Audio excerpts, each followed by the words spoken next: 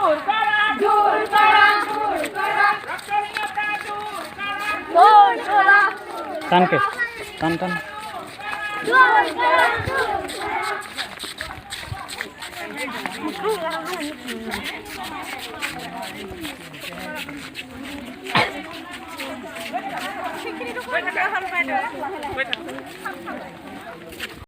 বিশুদ্ধ পানি ব্যবহার করা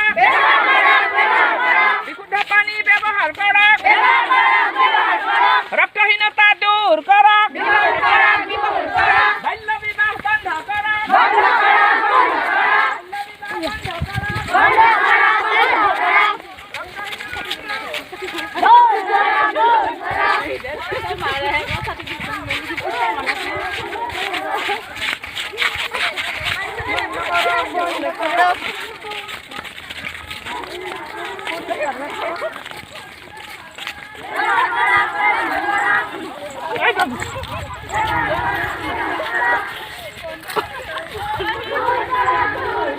কি হয় গৰ্ভাৱস্থাত থকাৰ পৰাই সন্তানটিৰ পুষ্টিৰ কথা আহি পৰে মাকগৰাকীয়ে যদি সেই সময়ত ভাল খাদ্য ভাল ধৰণে যদি নাখায় তেতিয়া সেই ভিতৰত গৰ্ভস্থিত সন্তানটি কি হ'ব পুষ্টিহীনতাত ভুগিব কম ওজনৰ বাচ্চা মানে জন্ম হ'ব তাৰ গঠনবিলাক যিখিনি হাড়ৰ গঠন ছালৰ গঠন যিখিনি হ'ব লাগিছিল সেই গঠনবিলাক তেতিয়া সম্পূৰ্ণ হৈ নুঠিব এতিয়া আমাৰ গাঁও অঞ্চলত কি এটা ভুল ধাৰণা আছে আমাৰ যেতিয়া গৰ্ভত সন্তান থাকে তেতিয়া মহিলাসকলক কয় বেছি বেছিকৈ নাখাবি পেটতে সন্তানটো ডাঙৰ হ'ব জন্ম হোৱাত কষ্ট পাবি কষ্ট হ'ব হয়নে সেইটো কথা কোৱা হয় কিন্তু সেইটো নহয়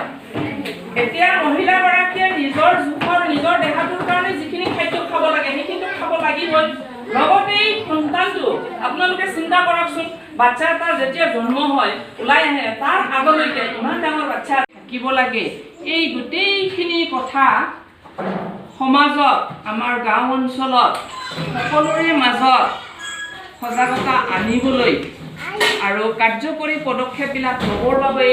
আমি গোটেই মাহজোৰা কাৰ্যসূচী আমাৰ লোৱা হৈছে আৰু এই মাহজোৰা কাৰ্যসূচী বিভিন্ন বিভাগ আমি একেলগে সমন্বয়ত কামবিলাক কৰি আছোঁ ইয়াতে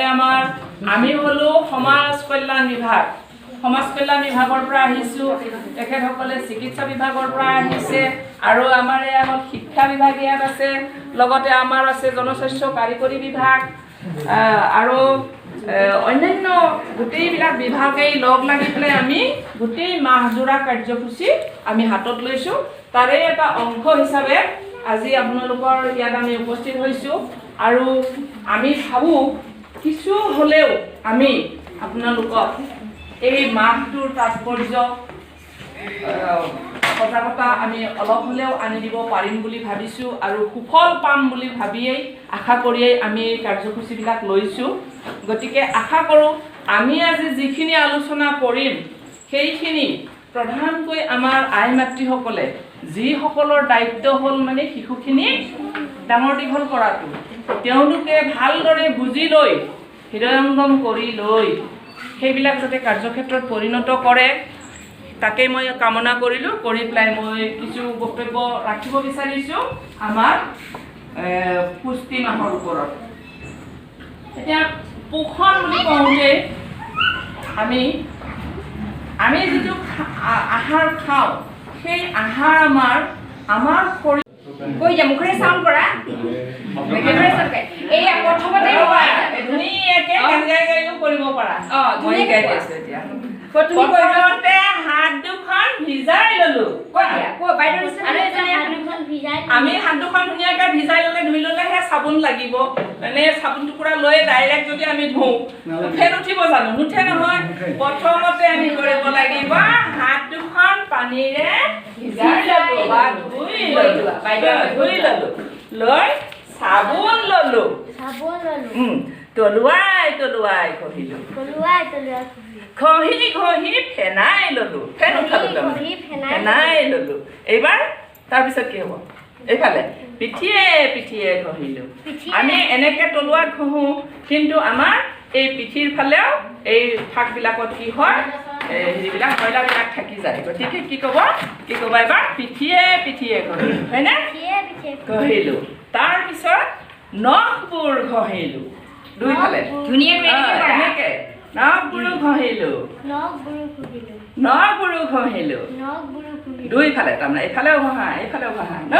তাৰপিছত কি হ'ব আঙুলিবোৰ ঘঁহিলোঁ আঙুলিবোৰ ঘঁহি দিয়া এতিয়া ধুনীয়াকৈ দুইফালে আঙুলিবোৰ ঘঁহি দিয়া তাৰপিছত হাতখন মুঠি মাৰি ল'লোঁ লোৱা হাতখন মুঠি মাৰি ল'লোঁ লৈ এনেকৈ ঘঁহা হাত দুখন দুইফালে ঘঁহি দিয়া এইবাৰ গোটেই হাত মোহাৰি ঘঁহিলোঁ ঘঁহি দিয়া এইটো হ'ল হাতৰ জইনটো এইখিনিলৈকে গোটেই হাত দুখন মোহাৰি ঘঁহিলোঁ তাৰপিছত পানীৰে ধুই দিলোঁ তাৰপিছতো দেখাই দিয়া তাৰপিছত কি কৰিব লাগিব তাৰপিছত হাত দুখন শুকাবলৈ দিলোঁ এনেকুৱাকৈ শুকাবলৈ দিয়া শুকাবলৈ আমি কিয় দিব লাগে খোৱাৰ আগতে যদি আমি হাত এনেকৈ ইমান ধুনীয়াকৈ ধোৱাৰ পিছত এই আকৌ যদি কাপোৰ এখনত যদি আমি মুচিবলৈ যাওঁ সেই কাপোৰত লেতেৰা হ'ব পাৰে তাত বীজাণু থাকিব পাৰে সেইকাৰণে খোৱাৰ আগতে যেতিয়া আমি হাত ধুওঁ তেতিয়া আমি কাপোৰত মুচিব নালাগে হাত দুখন এনেকৈ দি অকণমান পানীখিনি টপককৈ পৰি যাবলৈ দি শুকাবলৈ দি তাৰপিছত আমি খাবলৈ ল'লোঁ কোৱা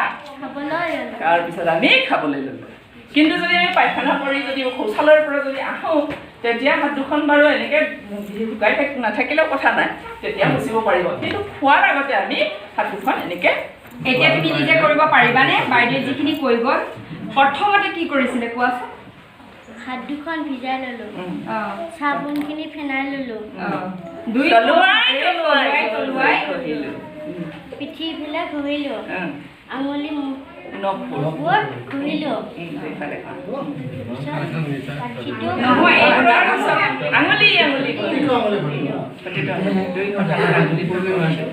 তাৰপিছত মুঠি মাৰি ঘঁহিলোঁ তাৰপিছত হাত দুখন মোহাৰি ঘঁহিলোঁ তাৰপিছত কি কৰিবা লাষ্ট শুনিছি পানীৰে ধুই লৈ ঠিক আছে তাই কৰিলে নহয়